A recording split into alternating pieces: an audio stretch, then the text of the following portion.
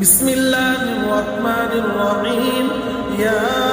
أيها المدثر قم فأنذر وربك فكبر وثيابك فطهر والرجز فاهجر ولا تمنن تستكثر ولربك فاصبر إذا نقر في الناقور فذلك يومئذ يوم عسير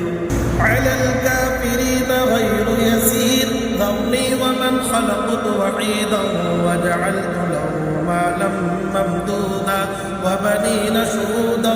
ومهدت له تمهيدا ثم يطمع أن أزيد كلا إنه كان لآياتنا عنيدا سأرهقه صعودا إنه فكر وقدر فقتل كيف قدر ثم قتل كيف قدر ثم نظر ثم عبس وبسر ثم أدبر واستكبر فقال إن هذا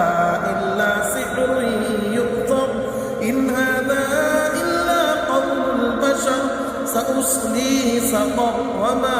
أدراك ما سقر لا تبقي ولا تضر لواحة للبشر عليها 19 وما جعلنا أصحاب النار إلا ملائكة وما جعلنا عدتهم إلا فتنة للذين كفروا ليستيقن الذين أوتوا الكتاب ويزداد الذين آمنوا إيمانا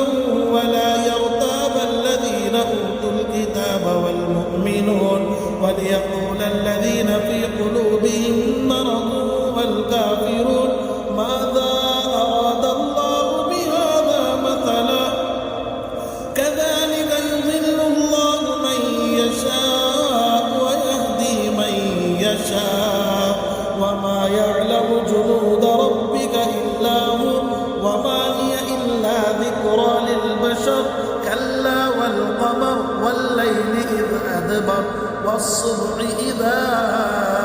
أسفر إنها لإحدى الكبر نذيرا للبشر لمن شاء منكم أن يتقدم أو يتأخر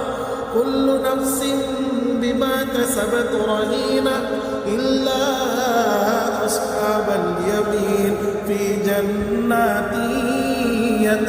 يتساءلون عن المجرمين ما سلككم في سقر قالوا لم نك من المصلين ولم نك نطعم المسكين وكنا نخوض مع الخائضين وكنا نكذب بيوم الدين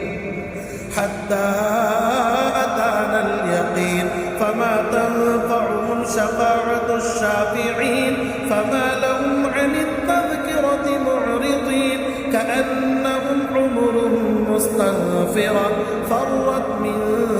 قسورة بل يريد كل امرئ منهم أن يؤتى صحفا منشرة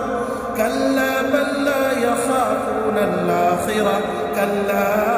إنه تذكرة فمن شاء ذكره وما يذكرون إلا أن يشاء الله هو أهل التقوى وأهل